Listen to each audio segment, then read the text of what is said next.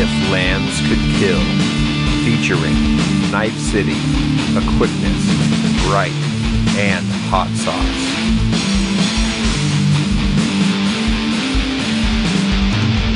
What's up, everybody? This is If Lands Could Kill. I'm Knife City. I'm a Quickness. This is Reich. Hot Proxy Sauce. Oh yeah. Boom shakalaka. This is episode 11. So what's been going on with you guys since we last spoke, Holy right? shit, we're on number 11 already? We're on number 11. That's crazy. I can't believe it. It's been like, what, 10 years now? Yeah. Well, doing the episode last time on a Monday, it's like it shortened the Oh, yeah, it 2 was on a weeks Monday, and everything, huh? So it felt kind of weird.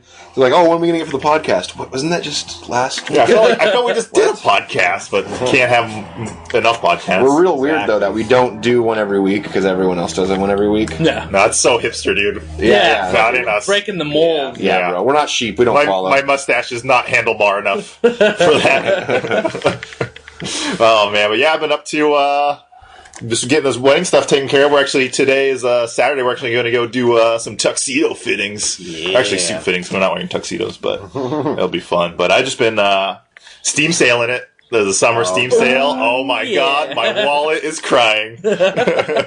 Luckily enough, I've already bought all the good games from the previous sales, but I got the game I picked up I think it was last week. I picked up Rocksmith 2014 for it was like $15, but I ended up pretty much almost paying full price for it because I had to buy the little cable for your computer. What the fuck is Rocksmith? You don't know? That's perfect for you, too. Yeah, Rocksmith is it's kind of like a Guitar Hero, but for real guitars. What? So it teaches you how to play like real songs, and you play, I was playing fucking "Pour Some Sugar on Me" by Def Leppard, and learning. I thought how to it was play like that. a game about archaeologists or something. Oh yeah. Rocksmith, you're like smithing rocks. Yeah, exactly. It's like a blacksmith. You're forging rocks. This whatever Valerian rock. this Veldspar rock is too rocky. So how does it judge the accuracy? Yeah, so essentially you buy for Steam, because it's really for I think it was originally for Xbox or PlayStation or whatever. Exactly. So you buy it the box set of it. It would come with the game, the disc, and then it come with I can't remember, it's a Rocksmith cable or It's USB to a 1/4 inch. Yeah, so it's so you plug it into your guitar, right, and then you plug it into your USB port of your computer or your PlayStation or whatever, and then it literally sends the signal from the electric guitar into the game, nice. And it'll recognize whatever tone you're playing or whatever string you're playing, and it knows from that. And it's cool because I'm fucking playing along, right, and if I'm on the wrong fret, it'll have these little arrows saying oh, move up a fret. You're playing the wrong fucking note. You're like, oh shit, I gotta go up and then a note, and it's just fucking it's fun though. So if you're out of tune, you lose the game. Well, yeah. Well, before you start a song, it has you tune your guitar on the game. Nice. So it'll say if you're drop D or that's different standard tuning. It'll have you tune your guitar and make sure your guitar is in tune before you actually start playing the song. Pretty badass. And Kyle, our buddy Kyle, he bought it the 2013 edition, and he was mentioning that it was amazing, but that there is still a little bit of lag in the interface. Where when you hit the note, it's just super minute. But that's what's troublesome is that in a Guitar Hero game, they're able to project the image before the sound or sound before the image, and you can adjust that. But if you're playing in real time with a real guitar where you cannot adjust what comes out of the guitar, then you can't. You know what I mean? Right, so that lag is just imminent. You have to have. I don't know what it is. There's a delay. There is kind of a thing where you can do that, but for me on the computer, I have zero lag. Okay, well that's perfect. It's instantaneous. Okay. there's no lag at all. So it's actually kind of nice. There's probably a way to configure it. Yeah, because if you're playing an LCD TV, I think that's kind of an issue where it's the response time or something like that. Right, LCD is kind of weird stuff. Yeah, but I mean CRT and then for my 0.01 whatever fucking response time monitor, it's not a problem at all. That's awesome. Nice. It's really good though. I mean, it's so fun. Because you can start off because they have called a riff repeater or something like that. So you can target a specific say you want to learn the intro for this song. You can play it at half speed or whatever. It has a scale from 0 to 100 for speed, how it goes through it, and then for difficulty 0 through 100. So it'll start you off say I only want to do half the difficulty, so I'm only playing maybe one note for every 3 notes that's actually played in the song, just to kind of get you in the rhythm of how to play it. And and then you just kind of go up, or you can have the riff repeater automatically scale you up for speed and difficulty as you play through. So say I get 100% at 50% speed and 50% difficulty, then it'll kick it up another 10% or something like that, and keep doing it until you're playing the song completely 100%. speed and difficulty. So does it have like tabs flying across the screen? Yeah, so you see your guitar, your whole guitar neck on the screen, right? And it has each of the 5 strings in different colors. So like the high E is like a red, and then like the A string or whatever is like a yellow, and then like your B string's like blue, or just different color differentials. And it has these little these little bars that come scrolling through the screen that show you like what fret you're supposed to be playing on, and then what string. Okay. And then you just do it into kind of like Guitar Hero, but there's just a lot more. My only question is, do they have motherfucking Dragon Force on there? I think they have something like that. I haven't looked through all the songs. I just went straight to like the 80s rock. I went like fucking straight to like Def Leppard and fucking Rat's on there. Round and round. Round. It's badass. Goes around, comes around. But yeah. I was just checking it out. I'm like, I just want to like pick one song out and then just kind of like learn it and like try to get used to the whole system. Because a lot of times I'll fuck up because I kind of like, I know how to play guitar a little bit, like just not like very well. But it just kind of trying to like differentiate the colors for the different strings. It's just it hasn't clicked yet, right? So I'm not used to the system. It's like just getting used to Guitar Hero with the colors, exactly. And knowing which button is which color. Then you get the muscle memory, and it's all good. But like my fingers are like all fucking blistered. I haven't played guitar in like so long. Nice, but it's awesome. That's what's with me. Hell yeah. Sweet. What about you, Saucy? Sosticles? It's kind of the same thing, right? I mean, Steam sale. Like that's everything. Yeah, no, I bought the Stanley Parable, which is like it's like Myst meets the humor of Portal kind of Myst. Game was the bane of my existence when I was younger. In the way that it was like it just took over your life? No, in the way that it was so fucking difficult to figure out what the fuck to do. Oh, yeah, when you're like even like when you get the like walkthrough, you're like, what the fuck? How was I supposed to figure this out on my own? Yeah, exactly. Yeah, so I haven't really been touching on that too much, but what's the game called? Stanley Parable. It's just like it's an adventure game where you're just like walking around, no weapons or nothing like that. But it has the same feeling as walking around like the laboratories in Portal, where it has that kind of humor, where it'll say something like, where like Gladys in Portal would be like, if there was an award for a person that dies the most consistently, you'd win the award or whatever. There's some dry shit like humor like that. So that's what the game does over and over again, and just like teases the player, just like a Gladys type thing. So I got that, and I got Fez, which is like off that indie gamer movie and stuff like that. I haven't played that. I heard it's good. And there's something else that I bought, but I cannot remember. Did you buy Payday 2? No, I did not buy Payday. I have Payday. Yeah, I was thinking Payday. Yeah, there was something else I remember I bought for $6, but I forget what the fuck game it was. Who cares? It's just you're never gonna play it. Yeah. Well, I make sure. I bought Gone Home. If you're familiar with that. Anyways, there's all the games I bought are all like short games, so I can actually get through them. So they're like 2 to 4 hour games mostly, and they're all like $3 to $6. Primarily just giving all my money to Gaben. Yeah, exactly. Our Lord Gaben, Lord Savior. Cheapest. Our Lord and Savior. Dude, 99-cent store of video games. Yeah, so I did that, and then we had a little roommate switcheroo from Knife City's house to my house. So we have an African American exchange student.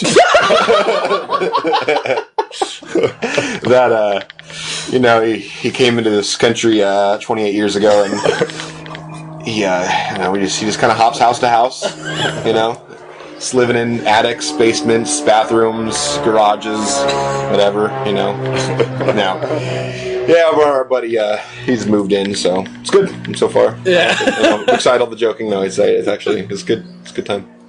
But what's up, Knifey Knives? Nothing much.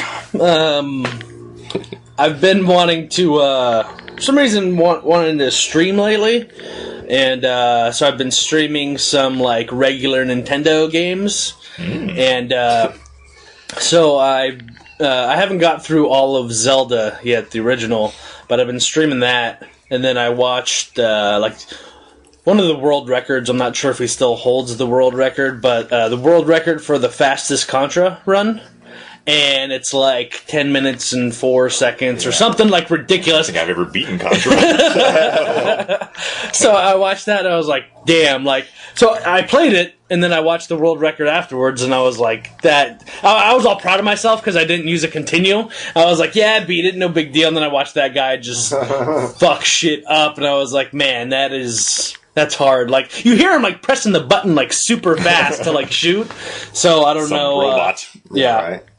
But, I don't know. It's been fun to, with all the complicated games out today, with Magic, you gotta think about what deck and what synergies or even with... Like 2 turns ahead. Yeah, exactly. Or even, like, games like Watch Dogs or whatever, where there's a million buttons, a million things to do. It's kind of refreshing just to go back to NES. Get and a like, little A-B start. Yeah, exactly. And it was kind of sad. I had Zelda, like, memorized since I was, like, a little kid. Like, I've beat that game, like, 20, 30 times in my life. And it was sad to, like, go back now. Because I haven't played it in, like, I don't know, 8 years or something. To go back now and, like, try and remember, like, where the fuck is level 2? Like, god damn it. Or, like, there's a secret over here. And instead of it giving you money, they, like, take away money. I'm like, fuck! Like, I remembered where the bad secret was, not the good one. So, it's been fun, kind of, blast from the past, a little nostalgia trip. But, yeah, I think I'm gonna do some more streaming, since I don't have a job right now either, so I can just, like... not get any money from it, but just have fun with it. And, and I went to the dump this morning, the landfill, which is always, that's always That's exciting. honorable mention. It's a big part of my life now. I had to run to the dump to drop the old fence we had. It's just been sitting in the backyard, so I was loading up the truck today, and on my way I was listening to one of the past Heavy Meta episodes, and I was laughing so hard that, like, tears were, like, rolling down my face, and, like, I kind of, like, swerved a little bit, like, it wasn't, like, seriously about the crash, but it was definitely, like, not helping my driving. You have to tell the police. Yeah. Like, I ran over that 4-year-old and his mother because of Magic the Gathering. Yeah, sir, Maddie Studios and Jay Boosh, they were making me laugh so hard. My fault. And Kevin Metal wasn't helping. But anyways, shout out to them for just making me laugh till I almost killed myself, which is that's pretty hard to do these days. Admirable. Yeah. So, but what about you, Quickness? What you been up to? Just along the lines of what you guys been doing. Been keeping up with the Steam sale. Good old game. I got this game called Papers, Please. Oh, dude. Paper, I was please. waiting for somebody in this group to freaking I almost start playing bought that it. shit. I almost We bought should it. all start playing it. I think it's hilarious, dude. There's just something about being like a Russian border patrol agent that, like, and denying people access into a country is just so pleasing to me. So American. Yeah, exactly. America, Get out of my country. So, yeah, it's pretty cool. It gets kind of hard sometimes because you just get you want to get a lot of people through because that's how you make money. And you gotta make money for, like, your family, and they get sick, and you gotta have food, and, like, you gotta have, like... And the werewolves steal your children. Exactly. So you're trying to get them through, and then, like, you get, like, some that go through, and they're, like, terrorists or something like that. So eventually, like, you get a gun, and, like, some people, like, try to, like, run past the border and bomb these people, so you gotta, like, shoot them down and shit. Yeah, I've seen the little animation of them hopping the little... So good. Like, such Pretty a simple game, but it's so fucking good. It's so genius. And, like, just the dialogue in between, like, you and, like, the people coming through, like, the people, like, coming through, like, never really say the same thing over and over. Like, it's always something new every single time they're coming through. And it's really cool. There's this, like, his name's Georgie, and he always comes through, but the first time he comes through, he has, like, literally, like, he drew in, like, a passport. And he tries to give it to you. Oh, yeah, passport, good. Me go. And it's, like, literally like that, and you're like, no, fuck you, get the hell out of here. This is written with crown. Hey, Georgie, what are you doing? I can tell it's crayon. Get out of here. It feels good, though, to stamp it, right? Be like, yeah. denied. Georgie, what are you doing, man? It reminds me, this is, like, totally fucked up, or whatever, but not totally fucked up. Anyways, when I was in, like, 8th grade, I would stay after school and grade papers with my math teacher, right? and she would like hook me up with like I don't even remember what the fuck it was. I don't know. It was extra credit, but it was also she'd like hook it up with like dinner or Sex or whatever. Sex, yeah. 12-year-old stuff is pretty good. Yeah.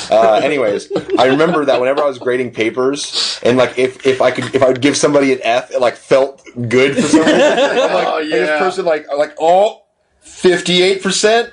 And just like big old F up top, and I felt all good being like, yeah, you fucked up. And I'm 12 years old and I'm already developing like these motives and stuff. It's like good. Power control complex. It is. Like we're 12-year-old healthy behavior. I know what I got on it, so I'd get like an 88 or whatever, you know, and then I'd see someone get like a 92. I'm like, you fucking I'm like re-checking every answer. Like, no, there's no. An eraser. Yeah.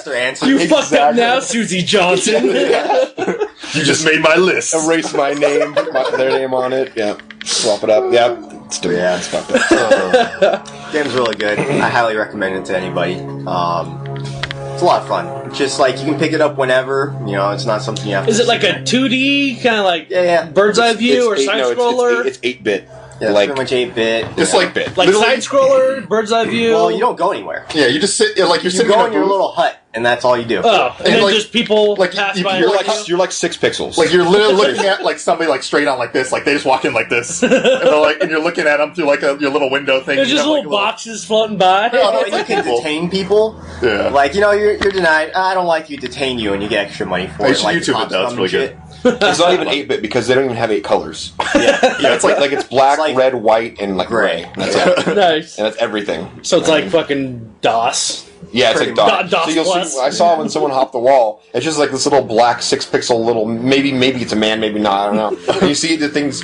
like the legs are like moving, but you know it looks. You can't even tell barely. And then like when he gets shot, you just see like red. Yeah.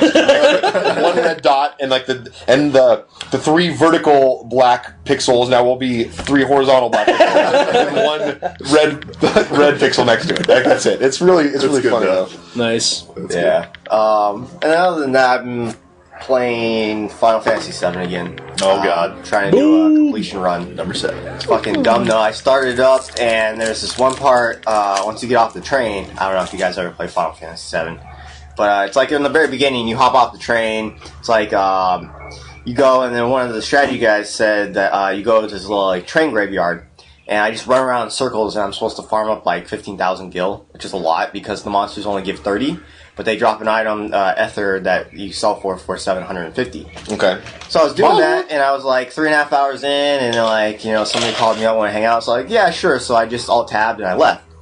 Well, apparently my Windows updated. Reset Started the automatically. computer, so I wasted 3.5 hours on that. Dude. That's the daggers. Because like in Final Fantasy VII, you can't just go, oh yeah, you know, start save. You have to actually like go to a save point and then save there. Old-fashioned. Yeah, it's all like Dude. old school status. So like losing 3.5 hours of a video game. That would be like, I'm done. Is the worst. Well- but just farming. Yeah, just like, going around in circles, that's the worst. just hitting A over and over because I know I'm gonna kill him, so I just go, and just circle. I think that's the threshold of me put like I'm fucking done with this game. Like, I was into it, and then I just lost round. I'm like, no, I'm not gonna play it. Like, no, it's not worth it. I'm done. Absolutely right. That was like 100%. Tuesday night, and I haven't played it since. I feel like I did something similar to that with Grand Theft Auto 5, where the disc had like a scratch or something like that, I guess, because it kept freezing in the same spot, so I had to play this level again like 3 times, and it kept freezing and walking through the same doorway, and I'm like, you know what? I don't care anymore. You know, it's not quite the same because I didn't lose the data in that same way, but I just don't care anymore. Like, even though I enjoyed the game, I'm like, no, you know what? I don't even want to go try to get a new desk and return it and all this stuff. I'm like, I don't even care. I'm just gonna stop playing the game. Too bad. Yeah. Too bad. You It's just get over. frustrated with it, and I don't even want to go through that same scene again. That same scene's like a 25-minute thing. And it's already enough. Don't care. Yeah, I haven't. Like I did it with the Fear when Fear 1 came out. Fear and was sick. I played like maybe like 2, 3. I was like almost done with it, and then like something happened. I was just like, yeah, I'm good. I don't even finish. I'm good. I'm done. I just never played it again. Oh, and by the way, I know this is a little dated, but a couple episodes ago I was talking about Thief and what game it was like. Manhunt. I looked it up. Manhunt for the PlayStation 2, I think, oldie. is the exact same fucking thing where you just... It's a lot more demented, but it's the same thing where you're just like sneaking around. Well, aren't both of them pretty demented? I don't think Thief is demented. Oh, okay, but okay. So Manhunt. Manhunt was Manhunt. like, remember there was a huge like uproar about it when Running it Man, came Right, out. I thought you meant that Thief was more demented. That's why. Oh no. Well, actually, I don't know. I've never played it, but I don't assume so. But you know what I do assume? I assume we got some new spoilers for M15. Oh yeah, we're almost fully spoiled. I think. I think we're about We halfway. have one more week. I think. Right. We're about halfway through. I think. One More more than that. Mythic and then the Commons. Yeah, the commons. I think we don't. Garruk's coming this Monday. I heard Garruk is just going to be like a fight the Hydra type of thing. It's not going to be like a Planeswalker. Well, he has a big oversized card. I don't know. That's what I heard. Yeah, No, he he's has. a Planeswalker. I think he is a I don't planeswalker, but know. he's also promo thing where it's Well, like they already have 5 Planeswalkers. And like M14 only had 5 Planeswalkers, one of each color. He's a Planeswalker, though. They already spoiled, like, the border there was a and everything. contest where they have the picture, Right. and then they have, like, the layout, but they don't have any of the abilities, and, like, you're supposed to guess the abilities. Yeah, Oh, Guess but- them. but he is also like the Fight the Hydra promo as well. Oh, really? Because he has an oversized card Oh, with okay. it that he has like 20 loyalty or something like that, and Yeah, you're supposed yeah, to yeah. fight against. It's like one player plays as Garruk, the Planeswalker guy, and then you fight against another person at like your store or whatever. Very interesting. But it'll be kind of cool. But yeah, there's a lot of good spoilers. There's what is there 3 new Planeswalkers? Well, Nissa Nissa. is old, but she's getting a new iteration. Yeah, she's 3 been around like before. new iterate 3 Nissa, brand new yeah. iterations. Jace, And Ajani. and Johnny, and then Garruk. Garruk, yeah. We're gonna And then Liliana's a reprint, but Yeah, Yeah. Liliana, that's sweet reprint. the OG Liliana. It's not Liliana the Veil, but I don't that's know. okay. I think I'd want the older Liliana versus this new Oh, one. yeah, like- especially with Urbog in the set, where you can make all your land swamps. Yeah. So you can run like a dual color or tricolor, and then you drop that down. Boom! All your swamps tap for like 3 extra, or all your lands tap for 3 swamps as well. I think it'd be a little overpowered to have the old Liliana in this format Which with one? like The 3 mana one? Liliana No, of not the the Veil. 3-mana one. I'm talking about the one that was in M14. Oh, okay, that yeah, one. yeah. That was the. I mean, you can't I don't search think a up lot of any people lands. like You that can one. search up only you don't swamps. exactly. You don't have. There's no more swamp cards because the shocklands are going away. So you're going to play. But you have the one land that makes all your lands swamps in addition. Oh, okay. Well, to at the least other you're types. right. You do have Oh, that. yeah. I guess that's true. That's true. So that'd be pretty good. Especially, I mean, you can't go searching for like any land. You can Yeah. search for the swamps, but it's good when you minus her because boom, you drop it down. Now all your lands are swamps, so you can kill something like any god you want to kill. You want to kill her, and you know when you ultimate her, you know all your lands tap for 3 black Yeah. if you wanted to. Yeah, So- but I like this Liliana that's in there right now. She seems okay. Like if they reprinted like Liliana the Veil in this black, yeah, it'd be- like this mono black and like this black heavy yeah. format. It would yeah, be dude. No, ridiculous. that's not happening. Although I would like love to have seen Liliana the Veil just because she's so expensive. I think it's going to be like a Modern Masters thing only. I don't Yeah. think that they're going to print it anymore. Yeah, I hope you so. know.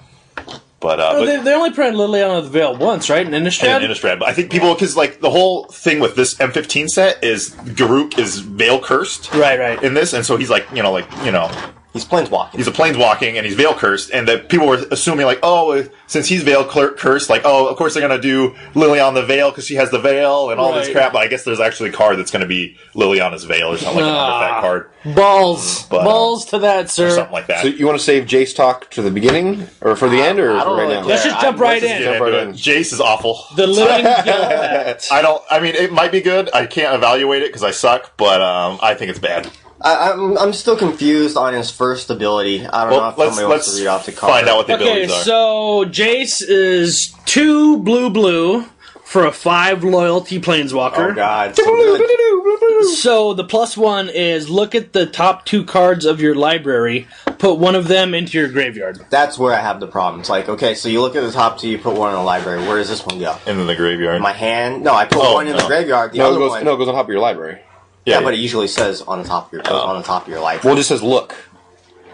So it's kind of like it's a little bit worse for version sure, of for sure. scrying. yeah. There's no way that let's draw that card. It's absolutely not. It's just Yeah, you just just- look at them. Yeah, draw that card would that's be it. way good. So, like, scrying is pretty good, but as a +1 for a planeswalker, like, To that's kind scry of... and then possibly like have to. What if you got like 2 Sphinx's Revelations or something like that? You're like, well, dick, I don't want to put the other one in the graveyard or whatever. I don't know. Or you had a Sphinx's Revelation and then say like an Spring Elspeth Verdict or or a something. Spring Verdict or something else you just needed. You're like, oh, this would help to win the game if I just didn't do this. If I just scribe like normal, then it would have been fine. But now I have to discard one. I don't know. But it also does enable you to kind of almost cut your deck in half. Go from like a 60 card deck to a 30 it's a card filter. deck. So it's like, okay, so obviously you run into a situation where you're like, okay, I want both these cards, but I can only get one. Yeah. But a lot of times you're just like, okay, well this card doesn't do anything in this board state, so I'm just going to ship it to the graveyard. Then you can like throw like a bunch of lands in the graveyard or whatever because you're already there or something. And then, we could see like a graveyard type deal in the next block coming in. It's released it as blue and black. Yeah, that could blue and be black something. Was normally a graveyard strategy color when they changed it because it was too overpowered. So maybe it just simply is getting away from straight up the control that we've seen the past year. They're just going in a different direction of control. Yeah, and a lot of people were like comparing Jace to the Living Guild Pact to Jace the Mind Sculptor. How a lot of his abilities are similar because he did have the Brainstorm effect, which is kind of like the Living Guild Pact. That was the other person's one. deck, though, right? Huh? When the Mind Sculptor is +1s, you look at the other person's top two cards. That's card. the Fate Seal. So you can look at the other person's or yours. Oh, okay. And then you can put it on top or on the bottom. Then he had a Brainstorm effect, which is look at the top 3, put 2 back.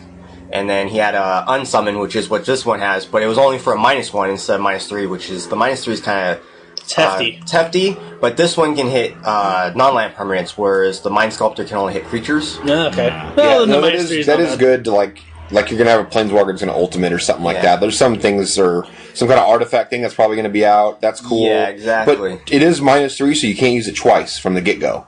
Yeah. You know what I mean? Where like the other Jace, it was a 4, and then you can -2, and then -2 again for all your cards and stuff, just like dump out. Yeah. This one you can just use it once, and then you have to +1 again. I don't know. Okay, so the bothersome. -3 is return another target non-land permanent to its owner's hand. So you could blink something of yours. I like back the to your ultimate hand. on this card, though. And then the ultimate is -8. Each player shuffles his or her hand and graveyard into his or her library, and you draw 7 cards. I mean, that's pretty fucking good. Yeah, the other Yeah, person it gets is. 0 cards, and you get 7. So that might be the only thing about this. That might be the only thing then, because you're going from 5 to 6 loyalty in one turn. Yeah. So you got 6, 7, 8 done. So 1, 2, 3, 4. And there's a good synergy with another Planeswalker in the set. I'm sure we'll get to in a short while, but I'll bring it up then when we get to him. So the +1 from like a flavor standpoint is pretty good, just because. So in the books or the e-stories or whatever, like Jace like saves all the guilds from destroying themselves because he becomes like the living guild pact. So he's like the highest form of authority in like Ravnica. So when guilds have disputes, he like squashes it or handles it. So it's kind of Like a Jedi. kind of like a Jedi. He kind of looks like a Jedi a little bit. But, so it's like, one card you stay in your library and the other card goes in the graveyard. So it's kind of like a dispute between the guilds. Like, okay, you were right in this scenario and you were wrong. So one stays, one goes. So like flavorfully, it's all right. And will it perform? Like, I don't know. We'll have to see. Tastes like chicken. I love chicken. It's Jace Like vanilla. is Tastes not like vanilla. Yeah. Jace, this iteration is not like the Jaces of before, where they're kind of like the all-stars of the deck. Right. This guy is just kind of like a workhorse. He enables the rest of your synergies. He turns other cards on, makes them better, stuff like that. You're not like, oh yeah, Jace Architect thought, boom, slam it, and your opponent's like, fuck, downfall it right away. This one's like, okay, well, he has to jump through some hoops to make this, engine kind of work.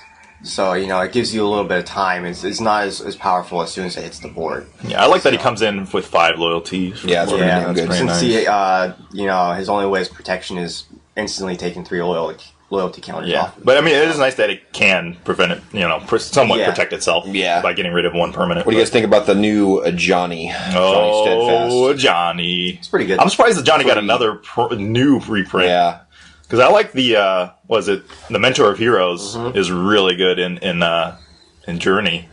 But then this one's actually, it's not that bad. I like, if you want to read do you have the Johnny up? Oh, yeah. A Johnny is 3 colorless and a white, +1, or he's a 4 loyalty planeswalker, and the +1 until end of turn, up to 1 target creature gets +1/+1 and gains first strike, vigilance, and lifelink. See, that is really good. I like that. Yeah. But Yeah, it's until end of turn. And he's a 4-mana planeswalker, so I think that the ability matches like the cost. But I like this. What's the minus? The -2 is put a +1/+1 counter on each creature you control, and a loyalty counter on each other planeswalker you control. Yeah. So sick, right? So like that's like I think that's the first planeswalker card that interacts with loyalty counters of other planeswalkers, right? That's Or is just there another one? screams like a planeswalker deck. Yeah, exactly. Planeswalker card. There's yeah. so many So that's- planeswalkers. I was talking to Knife about this, that you can, if you have another planeswalker on the board and it just isn't, it's one loyalty short of the minus ability, to ultimate, or just to like Jace's, return target non-land permanent to the person's hand, or whatever, or Vraska's like destroy target non-land permanent. If it's at 2, you're like, all right, I'm gonna play a Johnny, then I'm gonna minus this guy, and then I'm gonna go ahead and destroy your shit. Like, it's a nice little combo piece. It gives you so much more flexibility if you're playing a planeswalker deck. So Yeah, like I the think Super that's Friends fantastic. deck is going to be like really nice with this new Johnny. You can get Kiora like up there real fucking quick.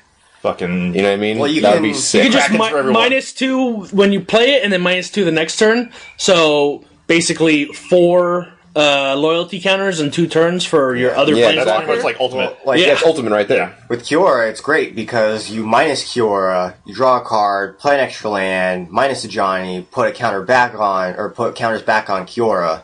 Because Kiora starts at, 2 loyalty, 2, right? so down to 1. So you're down to 1, so you're kind of like, it's kind of iffy if you don't have a creature. This way you get to pump some counters back up into her and get closer to that ult. Well, that's sweet, but I would just like if it starts at 2, right, at turn 4, you bring it out, or turn 3 probably because it's green. Yeah. But so turn 3, you bring it out, you +1 it, so now it's up to 3 loyalty.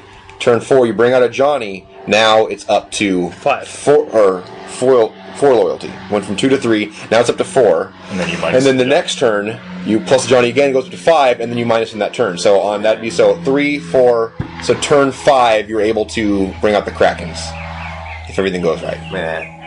And you're +1ing Kiora, so you're protecting yourself at the same time, and giving +1 counters to all the whatever Caryatid and Elfish Mystic, Yeah. whatever, to protect too. Oh, So if you my get that combo, I think that you can bring out Krakens on turn 5. It's a fucking Christmas land, but Christmas land is 99 Krakens. Oh my god! Krakens every step. This Planeswalker thing is happening for sure. Yeah. Super Friends. Speaking of planeswalkers, Nissa World Waker. Now this card gets me moist. It's actually, I'm pretty excited. I'm excited more of Nisso than Jace right now. Just for Yeah. what's been spoiled. Yeah. She got some really good interactions. You go ahead and read it. So it's 3 colorless, green, for a 3 loyalty planeswalker. The +1 is target land you control becomes a 4/4 elemental creature with trample. It's still a land. So when you play it if you play it on curve on turn 5, it's going to be tapped. So if you play it on turn 6, you can protect yourself, or you play Remember, it, it's green though. It's not going to be turn 5. Yeah, it'll be definitely a turn ahead of time, or maybe 2 turns ahead of Well, I time. mean, regardless, if you play it on curve of whatever mana Yeah, you You're have, tapped out, yes. it's- Yeah. You're most the likely land's going to be Play tapped. as soon She as can't. you can, you're going to be tapped. Yeah, she's not going to protect herself. But if you have extra mana left over, then you can, have turn your land that you didn't tap into the 4/4 elemental. But just like a Johnny, she has 2 +1s.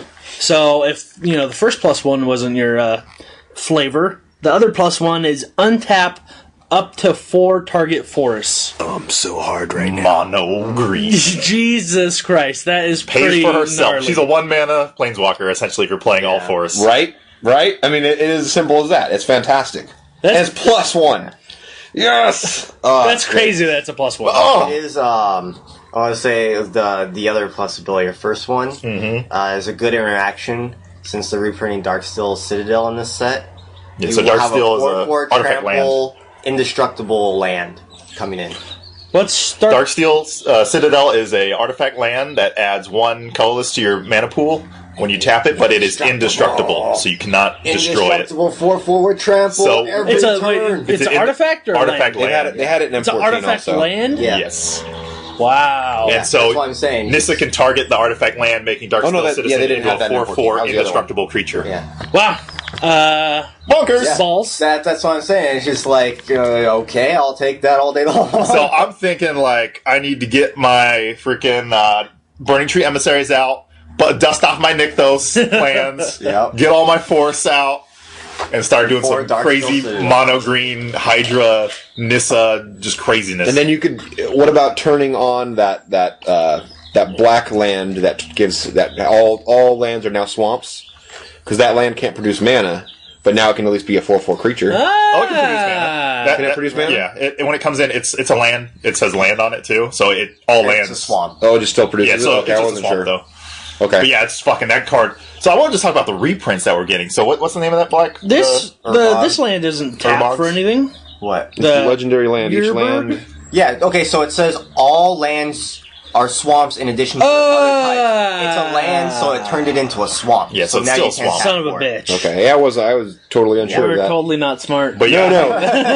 SMRT, How do you we pronounce it? are so smart. Urbog or something. Urbog Swamp or Urbog Crypt. or something. like Urbog Tomb of Yawgmoth. Yeah, whatever that is, that's an awesome reprint because I think that's like a EDH staple, Yeah, oh yeah. a commander staple, that. and that's like Modern 2, I think. It's like a $30 or $40 card. yeah, and it's what is it, a rare or legendary? It's a rare. Legendary rare. I mean, legendary rare. There's two cards. It's an enchantment and one's a creature. It's Blood Moon and Magus of the Blood Moon, I think. Mm-hmm. And what it does, it says all non-basic lands are mountains. Yeah. So this is great because you play that, then you turn on some of your colors again. And it's great because, it has that synergy where, it shuts off, you only play like one or two basics. So it's like you're playing a heavy black deck, you play that. Now you unlock yourself from the Blood Moon, and then you can cast your spells again. So Yeah, but this it's card's great. That's why I really was cool. thinking there's going to be some sort of effect like that, especially since you have another card, we'll get into, that says you can't play lands. It's a red one, and then black. Red black's kind of That Minecraft card. yeah, red black's kind of Notch. a well-known archetype. So like, we'll see what the next Yeah. block. It's gonna be brings us. fun, dude. I'll Yeah. tell you that much. Just to wrap up Nissa, her -7 is search your library for any number of basic land cards, put them onto the battlefield, then shuffle your library. Those lands become 4/4 elemental creatures with trample. They are still lands. Quick and supreme verdict: you lose the game. I wish that said haste on there. They have trample and haste. Fuck Wait, haste, dude! Because Like, you want to win the game right there. I just have 24 fucking 4/4s. I know, I'd be broken with as hell, but- Trample. So what you do is I just you need to ultimate get- Nissa, you play another Nissa, and then you untap for Forest, and then there This you go. means I just got to have Hammer of Perforos out. That's all. Yeah. Or Oh all my haste. god! Oh my! Oh my god! I'm so moist. Cannot wait for red green. Oh, and we didn't even say the -7 for a Johnny, which is you get an emblem with if a source would deal damage to you or a planeswalker you control, prevent all but one of that damage. Yeah, pretty nice. That's pretty good. Yeah, it's ridiculous. Pretty fucking crazy. But yeah, I think I'm so excited about this core set. I can't believe this core set is so good. Literally, It's so like, ridiculous. the Just most good. exciting course. Just like Journey, it's like all over the fucking place. Because not only This is are even we getting more like so, good, but- like decent planeswalkers, we're getting like fucking just amazing reprints. We're getting like the Tomb. We're getting Pain Lands back. The enemy colored Pain Lands. We're getting fucking just amazing Dragon creatures get +3/+3. What? Yeah, I know, Yep. right? Reprint a Dragon's Mutavault, Crucible please? or whatever it is. Beautiful. Yeah, right. I know. 5/5. I think dragons are going to be a thing. Well, Fuck, what? next set.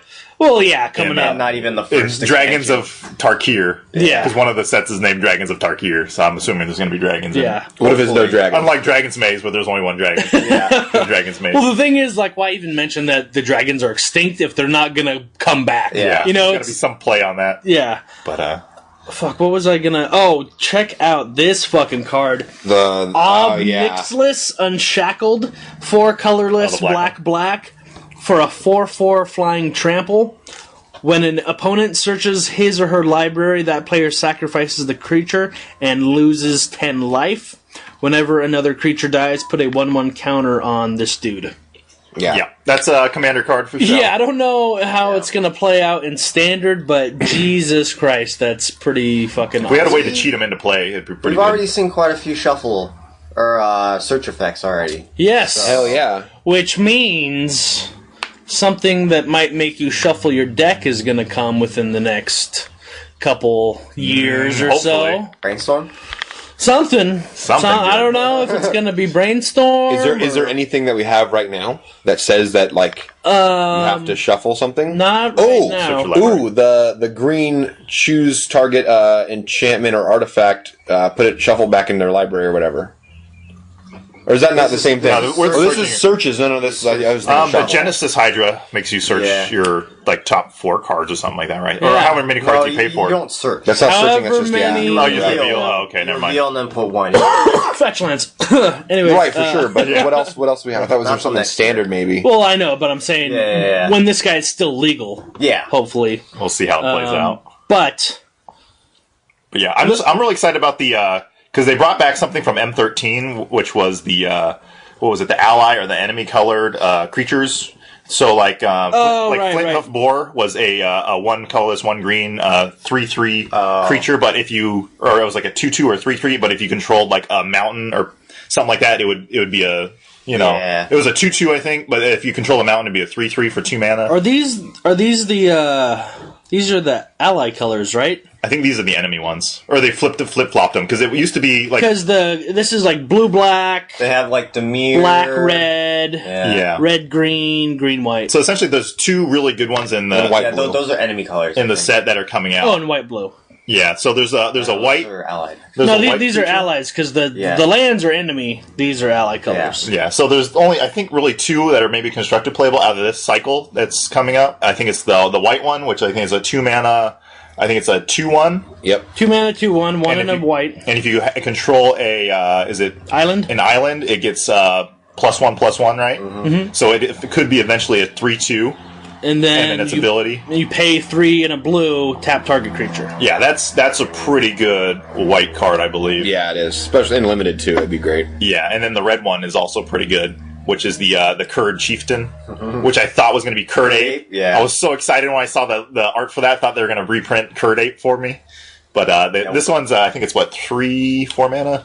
It's 3 in a red, and for a 3/3, and then you pay 4 and a green. Target creature gets +2/+2 and gains trample until end of turn. So that is pretty good just in the fact that it says target creature. So it doesn't have to be the actual Kurd Chieftain. So you can actually spend your extra mana. I think it's going to be really good in limited, where you can spend your extra mana and then pump up, somebody after you declare attackers. Hell so yeah. someone's always scared, like, oh, he has this extra mana and he's attacking with these creatures. Like I could maybe block here, but maybe not because you could just pump it and I could just get completely wrecked. Yeah, it's limited. You want good mana sinks in limited because it's not like constructed where it's very tight and like kind of redundant, where you're gonna pretty much be tapping out every turn. Limited, yeah. Sometimes you're just like, oh, I have like 8 lands and I drew like a 2 mana spell. I'll play my 2 mana spell and that's it. This way, at least you can use up the rest of your mana into something productive. And then the other one, I think, what's the other one? The green one? The Sunblade Elf is That's really cool. It's really good. I'm wondering if it is going to work out the way we want to, because you really want it to attack on turn 2 with a 2/2. What it is, it's a 1/1 for green. Sunblade Elf gets +1/+1 as long as you control planes. Creatures are 4 colorless and a white. Is its activated ability. Creatures you control get +1/+1 until end of turn. So you really want it to be able to hit for 2 damage on turn 2, but you have to be playing. You have to have in your opening hand basically forest and plains, and not just Guildgate or Scryland or whatever the hell else. So I don't know if it's going to be reliable enough to see constructed in the Selesnya aggro, but I want it to. Yeah, I want Selesnya I really aggro to want be a it. thing. Yeah, Selesnya It's going aggro to go is through sweet. that period where you're going to lose the shocks, but we're not going to get the next dual land cycle to where it's like, okay, it's really good because you have the shocks. You know what I mean? So you can get both types on like turn 1. Exactly. And it's going to be really good, but once you lose the shocks, then it's going to be like, it's going to dip down a little bit because now you lose the acceleration, and then, maybe when the next set comes out, we get like another dual land cycle that says forest or plains on it. Right. Instead of just like land, and then you can activate that a lot quicker. I do think, though, that for now, for the next 3 months or whatever, with Voice of Resurgence, with the card we just talked about, and like the Fleece's line and all this stuff, I mean, Selesnya aggro for right now is definitely Naya is going to be really good. Yeah. I'm waiting for my Naya to come out. I like when a core set comes out and then there's like that 3 or 4 months of just like craziness, where there's like a lot more cards than there should be. Billion. But yeah, summer's gonna be pretty crazy with all the legal sets. But I mean, that's one of my favorite cards out of the whole set is definitely the ones we just talked about. But is there any other ones that you really has stood out to you guys? I think we should go through the Paragon and Soul Cycles, since they're actual like cycles. Those dabble on 'em, yeah. Since the Soul, Let's touch the good ones. the There's Soul what? Cycle is pretty much what is M15's based around, because Yeah. M15's based around Garrick. He's cursed and stuff like that. He's planeswalking. He's going all over the place hunting planeswalkers, and so they have these souls of these different planes, so Yeah. like Soul of Theros, Ravnica, Zendikar, Chandelier. Ravnica. Yeah, so different ones, and they're supposed to represent these planes that we visited, and that's where Garrick's going to hunt these planeswalkers. So without like describing every word off the cards, let's just go through. So like there's 6 mana 6/6s. there are 6 mana 6/6s. The black one has Death Touch, and you can return up to 3 target creature cards from your graveyard to your hand For 5 mana. for 5 mana. And then if this card goes in the graveyard, then you can do the same thing. You exile this card from the graveyard, and then So it's like almost return. like a flashback type interaction. Yeah, but it's exactly. not. And then they all have the ability when they're on the battlefield, and also if they're in the graveyard, you can Yeah. exile it and use it once. So people are like referring to these as like Titans almost. 6 mana 6/6s that do a lot. So I think the most notable ones out of the whole set is like what the Theros. Soul of Chandelar and the Soul of Theros. And what's the artifact one? A Soul of Phyrexia, New Phyrexia. Phyrexia. New Okay, Phyrexia. so New the Phyrexia's good. Theros is good. the Theros one has Vigilance. The green one is good.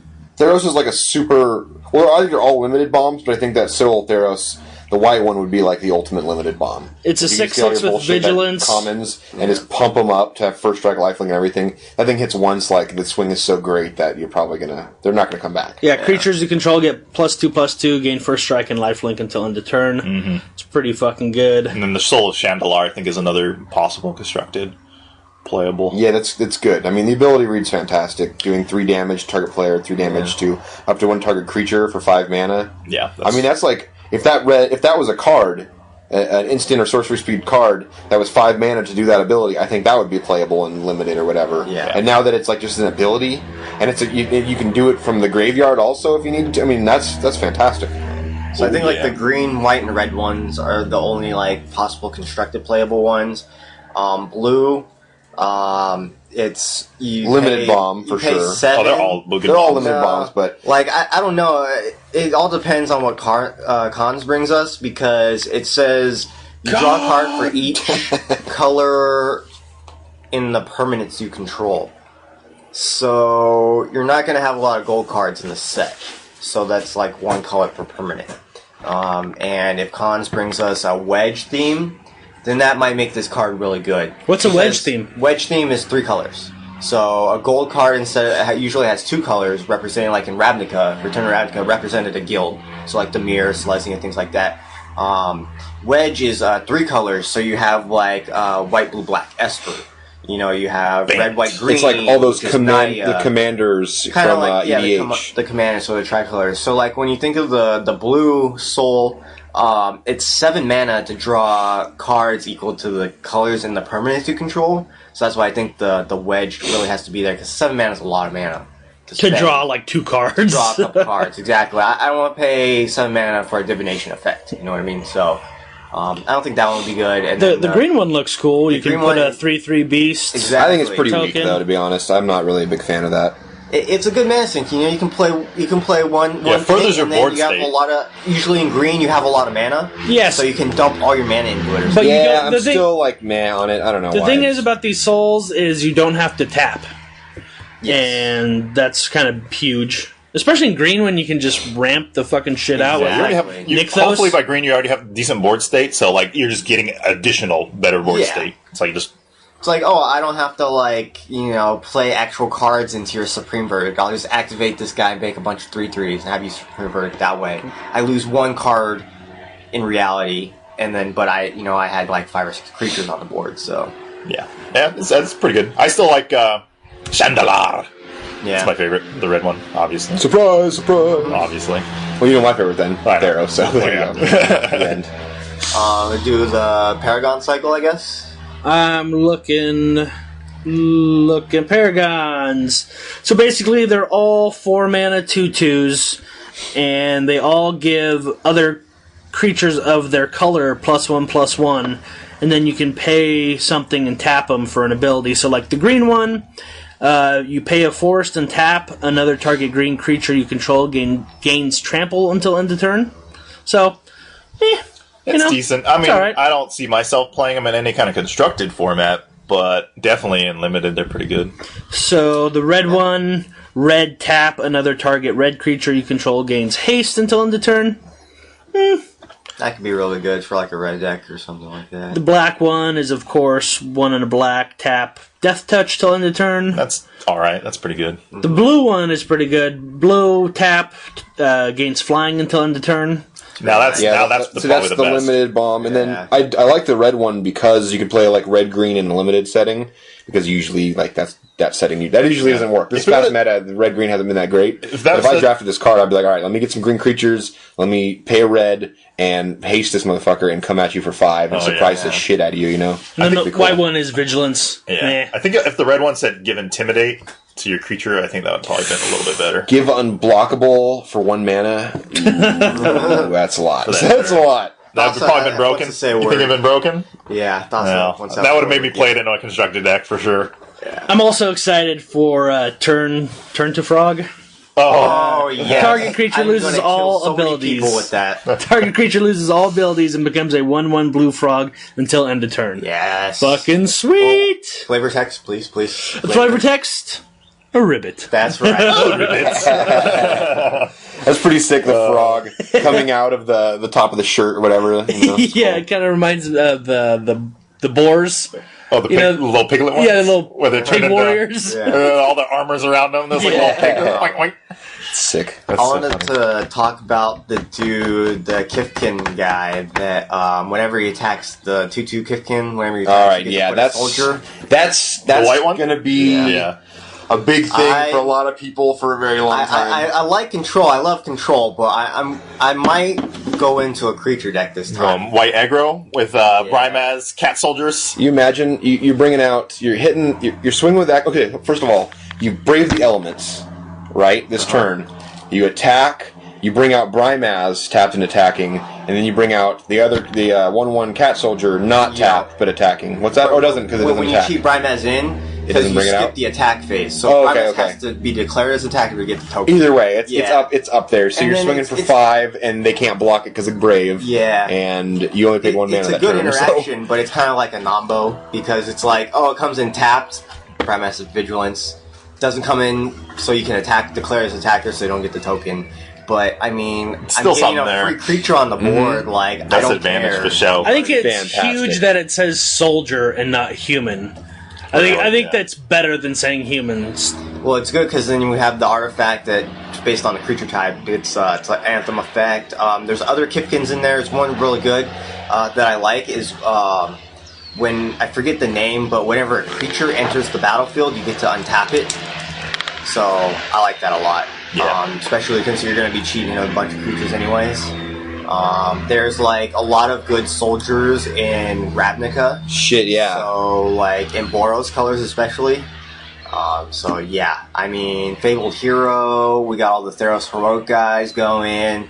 We got the Heroic guy from Journey, that when you target it, you get to bring a 2-power creature back from the graveyard to the battlefield, which is, let me guess, the Kifkin guy that cheats out soldiers. Yeah, so there's definitely something there. And Yeah. Something there. just want to say before we move on, they're reprinting Mind Rot and Sign in Blood. Sign in Yes. Blood is going to be reprinted. So, fucking awesome. I'll make you draw 2, lose 2 life, and then I'll make you discard it. Awesome! I hate black players. That's racist. Sign on the dotted line, please, for your death. Yeah. Thank you. All right. So- So, what do you want to tap on? You want to tap on a little proxy? Or... So, since we've only been playing a little over a year, something like that, Yeah. we haven't, like, jumped full into other formats, you know, we're still just into Besides standard and draft. standard and drafting. a little bit of commander, but just playing the basics. We're not really jumping into our own strategies yet. Yeah, we bought precons. we bought the precon the commander sets that came out, and but everyone's talking about this format called Modern. What? Right? But it's expensive as a cow's dick dipped in gold to get into because Hold on, stop saying. I take that in. All right, okay, Yeah. continue. Alright. cow's dick dipped in gold. It's what I'm going to name my first child. Okay. So they call it a barrier to entry, meaning the cost to get into Modern is pretty steep. Not as steep as like Legacy or Vintage or anything, but just the lands alone, the fetch lands, they run anywhere from like what $40 to $100, depending on Modern season or whatever. Fetch land you're getting. Or which colors you're getting. Obviously, blue's going to be the highest. Right. And Golden then, time. so that's just like the fucking lands. Like I was just looking at, well, I think it was a Jund deck online. It was only like $2,000. Yeah, only. Only. Yeah. Only. Yeah. Only. And probably half that's the mana base. Yeah, Yeah, like exactly. a good 1/3 of it, at least Yeah. 2/3. So us wanting to fucking like play it without having to like sell off our fucking sperm till we're dry, we just started printing up proxies. Well, actually I haven't, but why don't you take it away quick on what you proxied up? Yeah, he's the one that kicked it off. Or actually, why Kicked don't off the you proxy. explain to us what a proxy is? So a proxy pretty much is, there's multiple ways you can come about getting a proxy. The way I went about, there's a website that you can go to, and then you type in the card name, and you hit generate proxies. What it does is it puts out 9 of these cards, is like the images you'd see. It prints them out in 9 cards at a time on one normal sheet of paper, printer paper. And then so what you do is you cut each individual card out, and then you can take like a basic land or some magic card, and you can glue it on there, or you can throw it into a sleeve just kind of loose, so that the image that you printed is over the actual land card. So it's like replicating a real card. But you don't have to go buy it, pretty Yeah, much. so it's just pretty much just a card that we print out so that we can play. Yeah, so opposed to people having can to go read buy what one. it does. Because, I've seen a lot of people, what they do is they take a basic land and they take a Sharpie and write the name on it. Yeah, or a piece And of paper so or something. Just yeah, write, so if people like are really like this is familiar an with 01 something. yeah. So if you're really familiar with the format, know what the cards do, then that might be okay for you. But like we were saying, we're new to this format, so we don't know exactly what the cards do, and like some of these older cards have really awesome art to them, and I like it a lot. So it's just nice seeing it. Could we take these cards to a Modern tournament? Hell no. So there is a thing, you cannot take these cards to tournaments, but there are proxy tournaments.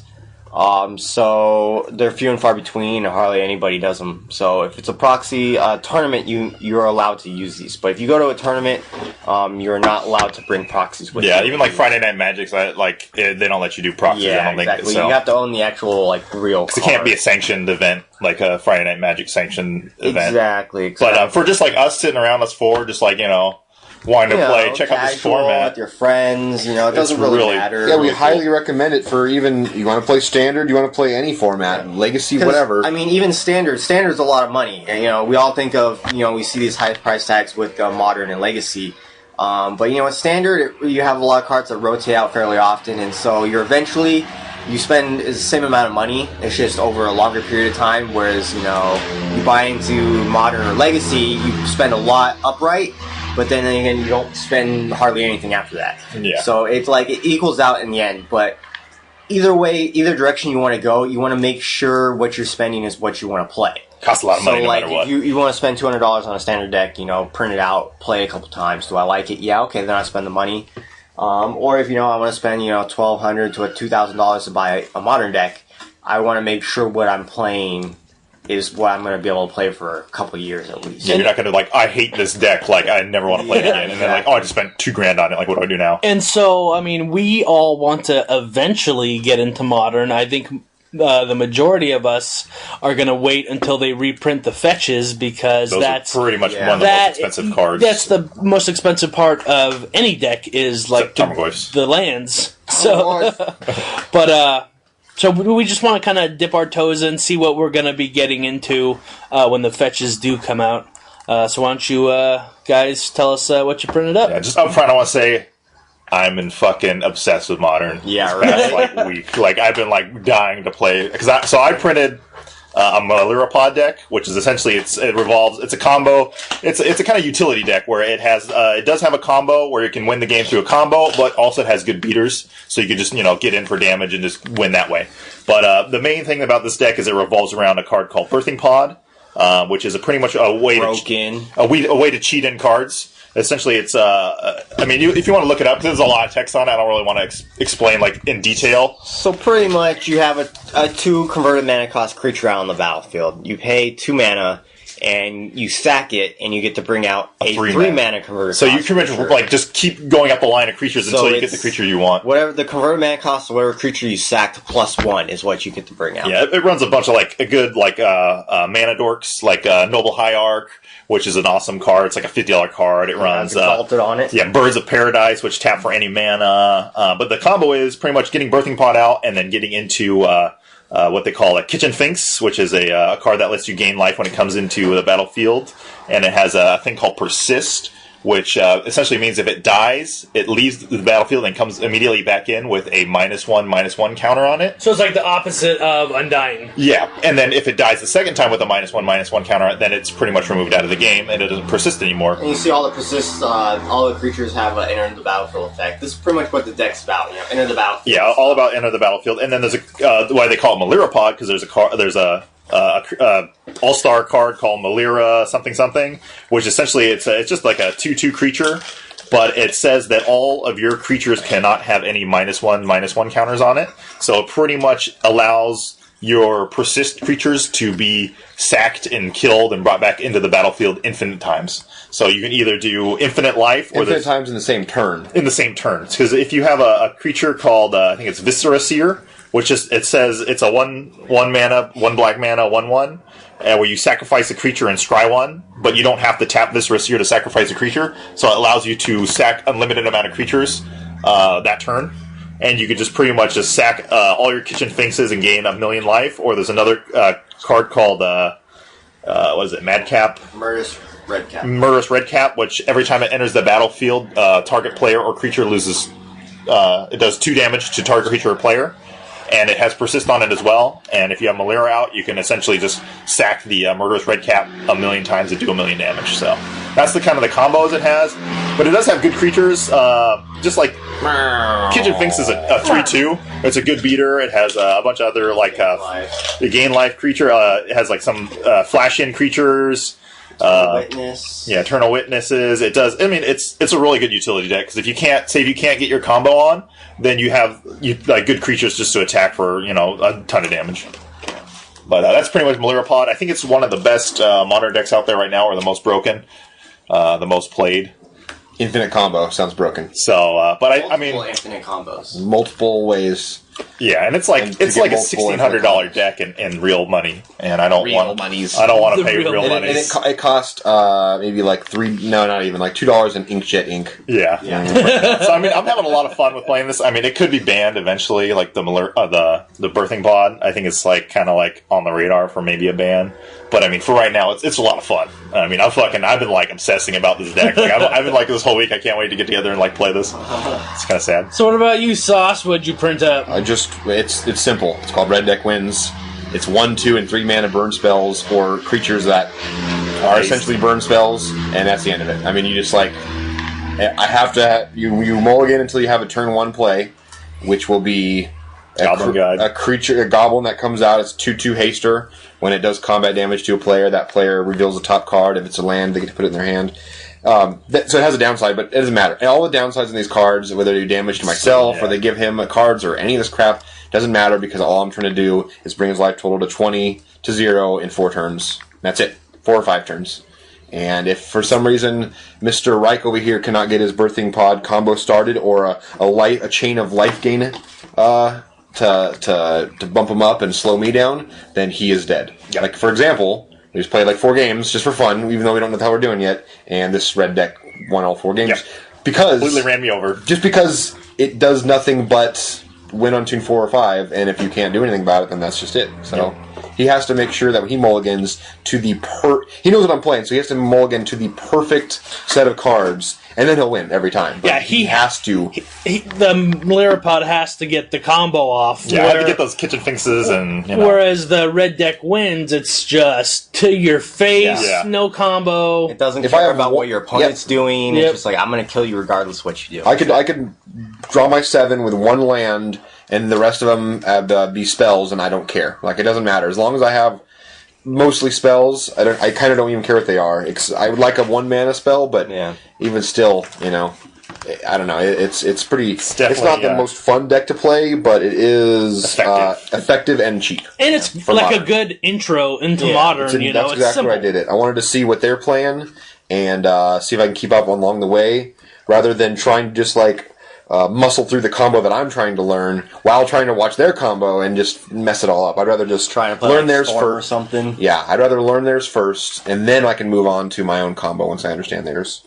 So, and then what you got? Quickness? I printed out Tarmo Twin, which is a twin variant. It revolves around Splinter Twin.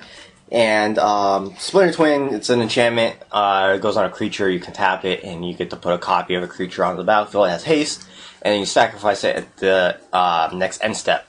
And then I play creatures like Deceiver, Exarch, and Pestermite, which are flash creatures for 3. When they come in, they get to tap or untap a target permanent. So I put Splinter Twin on one of those guys, I make a copy, and then I untap it, and just make infinite copies, or however many copies I need to kill them, pretty much, in that turn.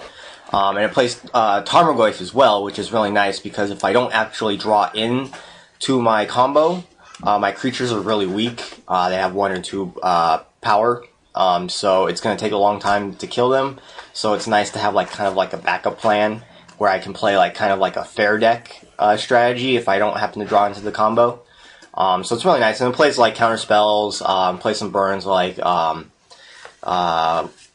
play Lightning Bolt, right? Lightning Bolt and Electrolyze, and I play Remand and Cryptic Command for counter spells and stuff like that. It has Snapcaster Mace. Expensive ass counter spells, like $60 counter spells. Yeah, and yeah, shit. exactly. So I printed that one, and I printed Or another free. One. Yeah. I printed another one. It's Greed Tron, revolves around the Tron lands. Whenever you have Urza Tower, Power Plant, and Mine, it produces 7 colorless mana. So what we use with that mana is we play Wormcoil Engine. It's a 6 mana, 6/6 artifact.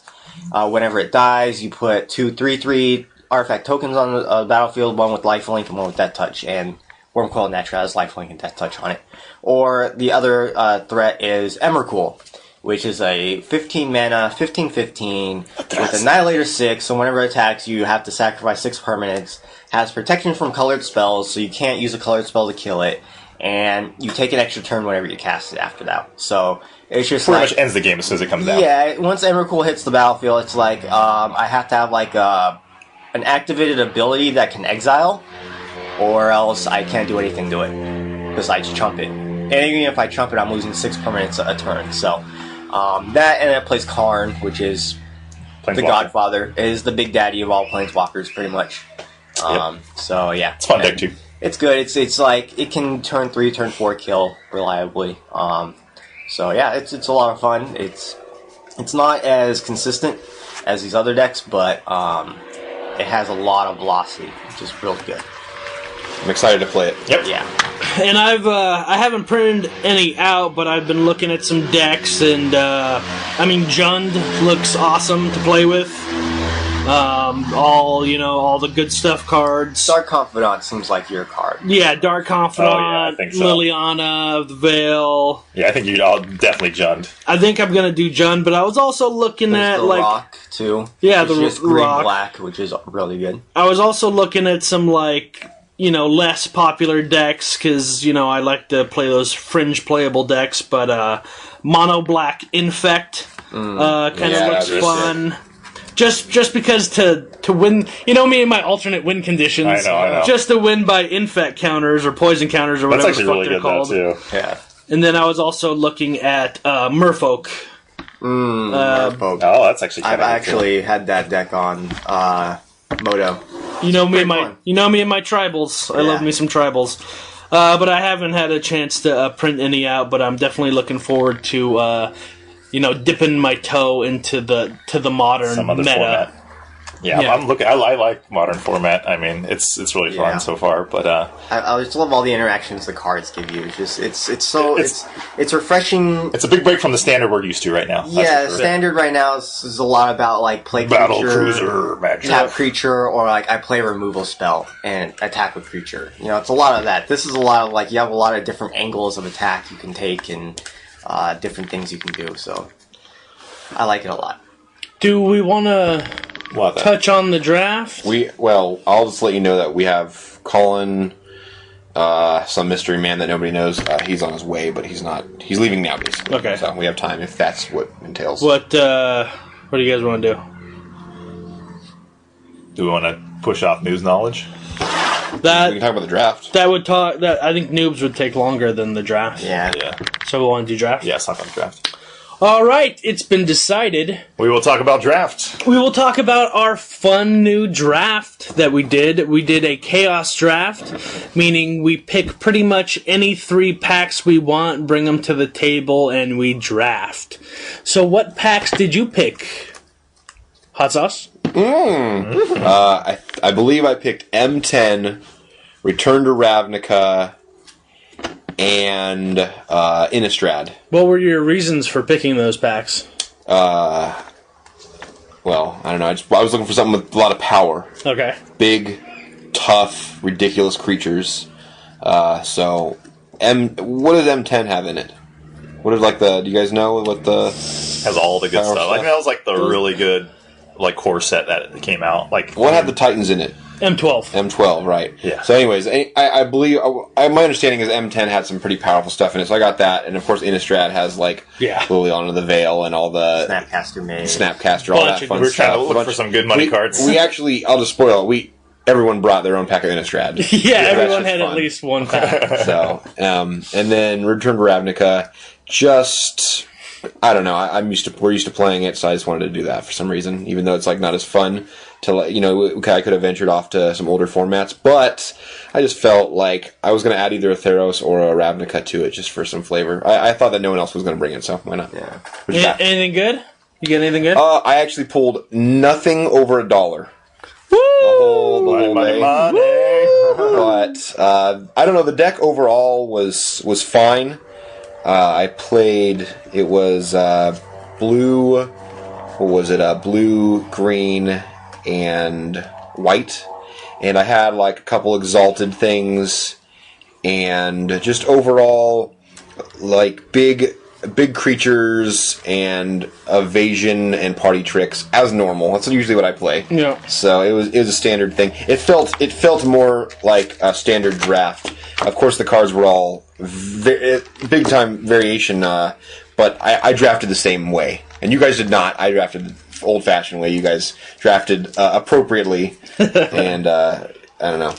What do you got, Knife? The packs I bought were M12 just for the Titans, and I think there was 1 or 2 other good cards in there.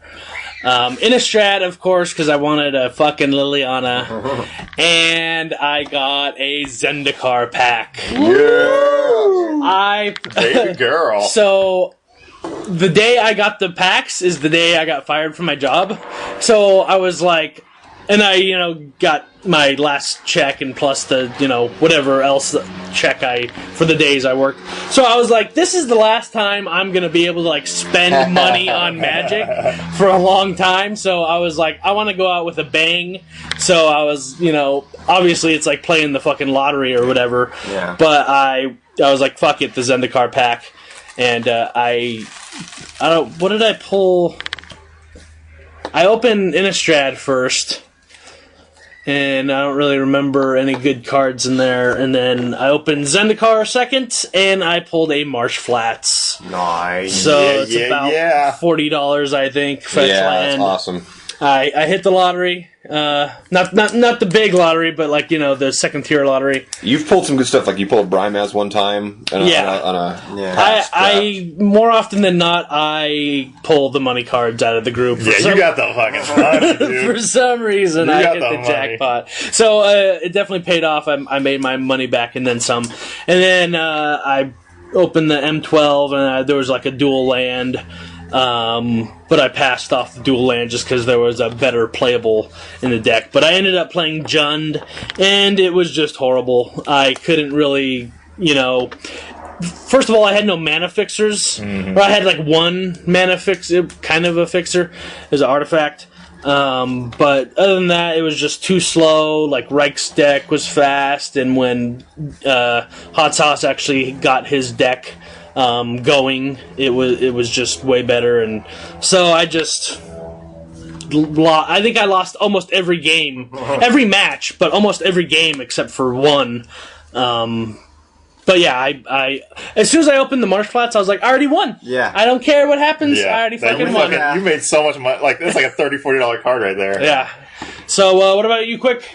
I got Innistrad, of course. Of course. I got, what was it, a Mirrodin Besiege pack. I know Mirrodin had the swords in it. Unfortunately, I think Scars was the best one out of the block for that one. But yeah, Mirrodin was good, and then I got a Alara Reborn pack. And my reasoning behind that is I remember Alara was a wedge block, so it's triple color, and I was like, this is gonna just like screw everybody up because it's mostly like triple color, and like people are trying to draft two color because it's more consistent. And, like, I just wanted to, like, shake things up and screw people over. And so I made sure when we were drafting it, that was the last pack I opened. Just to kind of, like, screw with everybody. And it's like, crap, well, I'm, blue-black, but now I have this, Esper card that's really good. And I have these no other aren't white in my cards. colors. God damn it. Yeah, so, got that. Good money cards I pulled. I pulled, Centriplets, which is a commander card, pretty much. It's, they play in a commander deck. And, It's a general, right?